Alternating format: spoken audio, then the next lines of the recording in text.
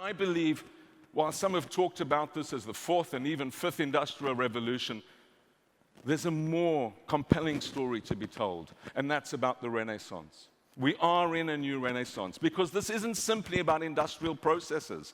This is about the way we think. How do we manage the transformation of society from A to B in the best way to mitigate, let's say, the precarious situations for people in the societies? For truck drivers and others, in autonomous drivings, for, the simple process administrators who might, let's say, be being compensated by AI and by bots. We are making a big bet on digital training, digital skills training, and I think we all have a big responsibility. Private companies like Google, governments to think about policy making and helping investing with us in digital skills. There's a that's the biggest thing I see here that we should talk about.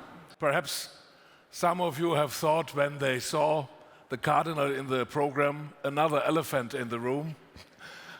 The idea that basically technology on the one hand allows us to better understand what happens in space, but it also helps us to transform space in different ways, heating, cooling, or all the other interactions that can be conducive to what we do at work. I went back to universities to study animal behavior because I was always very interested in animal, and I made a series of short films about animal.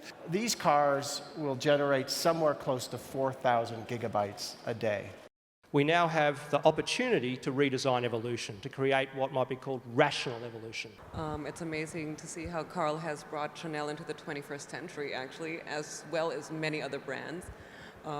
We've had the honor to work with Carl on Atelier Swarovski. He created this beautiful bracelet. As machine learning and artificial intelligence becoming more important in our lives, what we want is the machine to be able to detect the next Harry Potter, the next Hunger Games. He cares about the media in a way that we have not had a president care about the media in, I don't know, in all of my years in Washington. And he's accessible that way. So you're essentially saying we have a twitchy teenage girl as the President of the United States? No question. What if he is the most effective media commentator of our time, and we're just sitting here, and definitely people in my profession, who refuse to accept that the paradigm has changed?